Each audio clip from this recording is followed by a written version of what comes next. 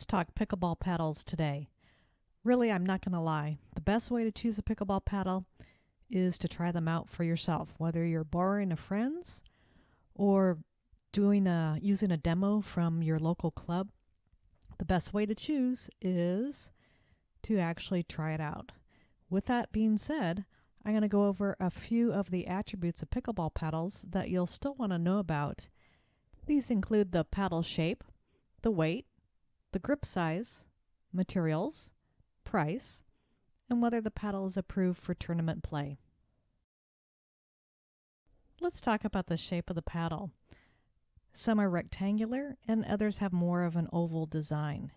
You'll also notice differences in the length and the width of the paddle, and some paddles have longer grips or shorter grips. In taking a look at a couple Engage pickleball paddles, you'll see the Encore 1 and the Encore MX 6.0. While they have some similarity in terms of the visual graphics on the paddles, what's really important here is the length of the paddle. The Encore MX 6.0 is a much longer paddle, but it's also very narrow. If you're somebody who needs a little bit more reach, this is actually a good paddle to go with. The Encore itself is a more traditional design, but you also notice that it has a very short grip. If you're using one-handed backhands, this is appropriate, but if you come from that tennis background, you also may prefer that Encore MX 6.0 because the grip size or the paddles range in weight from about 6 to 11 ounces. Most modern paddles are between 7 and 9 ounces.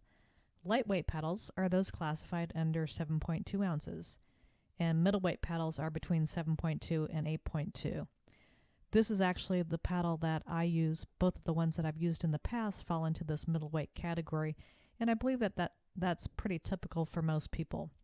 Heavyweight paddles, however, are over 8.2 ounces. And note that these ranges are just guides for you because many paddles straddle the previously defined categories. This is because the same paddle can vary up to half an ounce. This occurs because of the manufacturing process where everything from the resin to the grip cover can vary in weight. While the difference between 7 and 9 ounces doesn't seem that much, the weight of the paddle really does impact your game significantly. If you're looking to improve your power, a heavyweight paddle would be ideal. But if you're working on your slices and fine-tuning your shot locations, then a lightweight paddle may work better.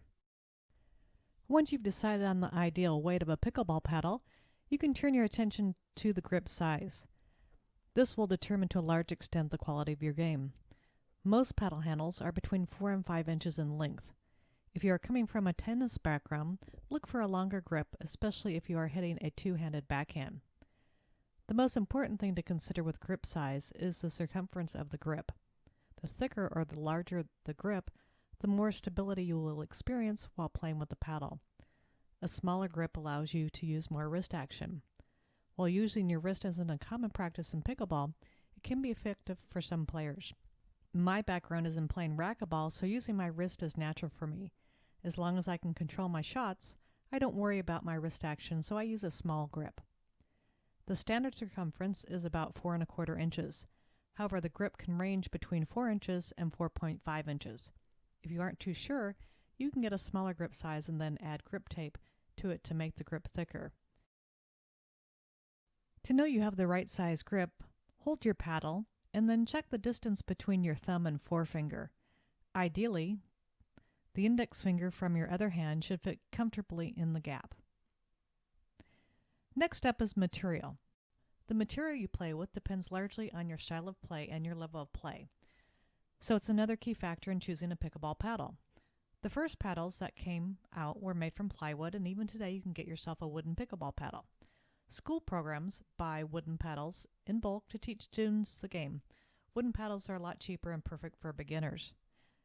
Today's pickleball paddles are a little bit more complicated than the plain wood ones. To get a better understanding of them, let's look at two main components of the paddle, the core and the facing. The core refers to the base material of the paddle, and there are a number of different types. Nomex is a hard, durable core material that makes a fair amount of noise. Honestly, this was the material used in my first paddle, which was the Onyx Z5 that I ever used, and actually I played with it up until a couple months ago. It is a bit noisier, but it provides some really good power and control.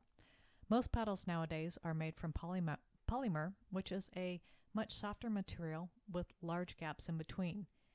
It's more powerful than the other cores, but you have to sacrifice some control. The facing of a pickleball paddle refers to the material that's applied on the core and visible on the surface of the paddle. There are three main types of facing, and they can be applied to any of the cores mentioned earlier. First is the fiberglass composite, the most common facing you'll find on paddles, offering the greatest power.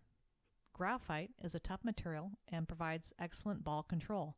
However, you have to sacrifice a little power when using a graphite facing. Carbon fiber is more durable than graphite and provides the best ball control. However, carbon fiber faces offer far less power. Price can also play a role in choosing a pickleball paddle. They vary in price from under $50 to $150. If you're a beginner, you can easily find a paddle under $100. If you're looking to improve or are an advanced player, you don't have to spend over $100 either. However, the paddles with the greatest technical advances are over $100. Examples of these are Engage Pickleball's newest paddle, which are part of the 6.0 series. Selkirk's Amp line is in a similar price range and is part of their latest technical innovations. Still, those high-priced paddles may not be the best for your game. Usually, the one that feels the best, regardless of price, will allow for your best performance on the court. Note that not all pickleball paddles can be used in tournaments sanctioned by the USA Pickleball Association. Paddles need to meet certain standards based on size, weight, and surface to be legal to use in sanctioned tournaments. You can go to the USA Pickleball Association website to find paddles that are accepted for play